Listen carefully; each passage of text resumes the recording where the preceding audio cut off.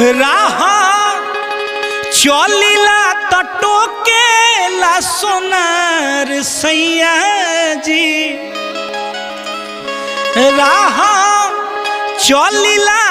तटो के ला सोनार सैया जी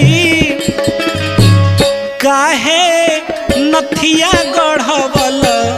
उधार सैया जी काहे नथिया गढ़वल